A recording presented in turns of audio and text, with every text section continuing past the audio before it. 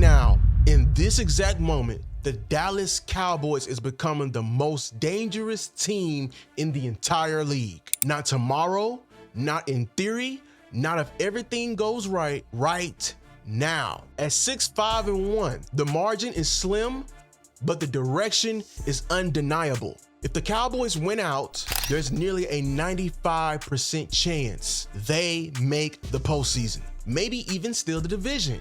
Maybe even host a playoff game. But the record isn't the story, and the math ain't the story. The transformation is. Because this version of the Cowboys is something different, something sharper, something tougher, something more physical than anything we've seen before from this team in years. And it starts with something we don't say or give enough credit to. Shout out to the front office. Every year, Cowboy fans get down at the trade deadline.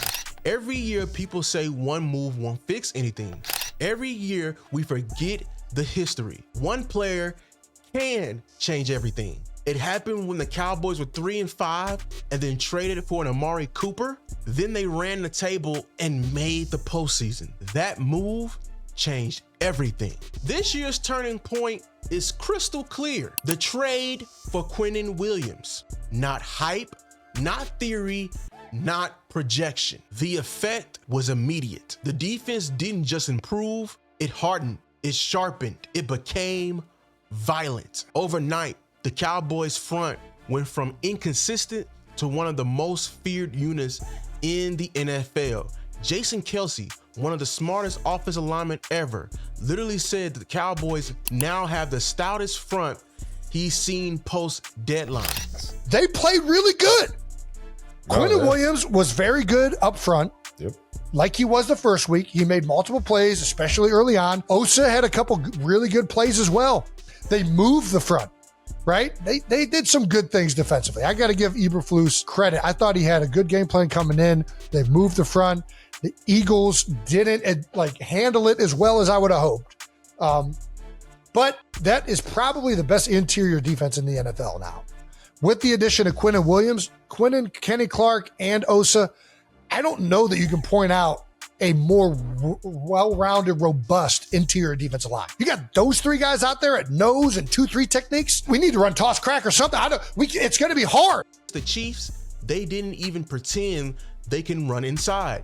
Everything shifted to perimeter runs, sweeps, sideways football, because the A-gaps were simply off limits. That's what fear looks like. That's what respect looks like. That's what identity looks like. And here's the part that no one is talking about: when the whole unit elevates. This isn't just Quinnen Williams dominating the A-gap.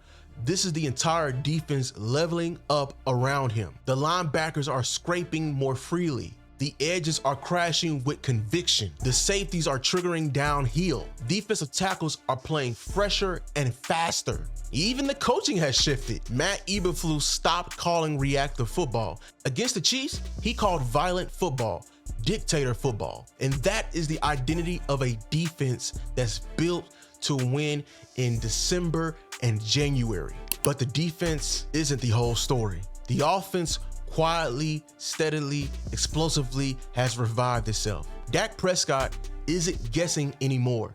He's commanding. He's orchestrating. The timing is sharp. The reads are clean. The distribution is balanced. And a huge part of this is the rise of George Pickens. Pickens hasn't just stepped up. He has redefined the geometry of the offense. He forces defenses to commit resources. He forces corners to widen. He forces safety rotation. He forces defensive coordinators to plan around him. And that has given CeeDee Lamb something he hasn't had in years: space, favorable matchups, true one-on-ones. CD rediscovered himself at the perfect time. Pickens discovered himself at the perfect time. Dak's timing with them both is peaking at the perfect time. A yin and yang receiver duo, violence on one side and craft on the other.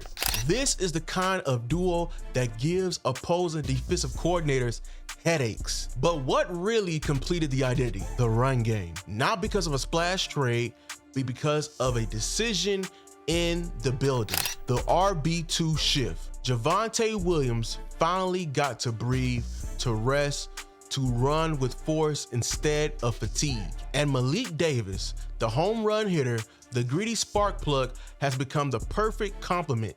Nothing superstar, nothing flashy, just violent, efficient, desperate running. And now the Cowboys can win in the air and on the ground. That's playoff football. And then came the gauntlet, Eagles and Chiefs in a back-to-back matchup. Two championship programs, two different styles, two different philosophies, and Dallas beat them both, not with luck, but with identity. Against the Eagles, Dallas was more physical. Against the Chiefs, Dallas was more disciplined. Against both, Dallas was more prepared.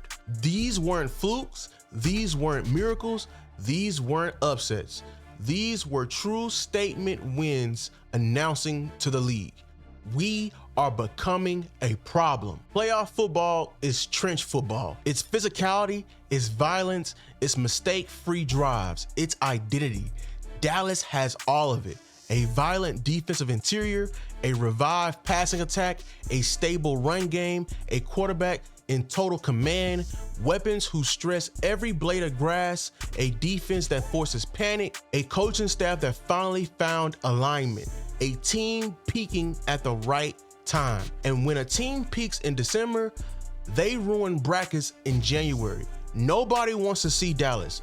Not now, not in a win or go home game, not with this identity. For the first time in a long time, the window isn't coming. The window isn't hypothetical. The window isn't next year. The window is open now. And the only question left is simple. What are the Cowboys going to do with it? That's been my time, Cowboys Nation. Make sure to like, share, and subscribe to content. Hype the video, turn on notification bells so you don't miss out on any content. I love you all. Until next time, peace.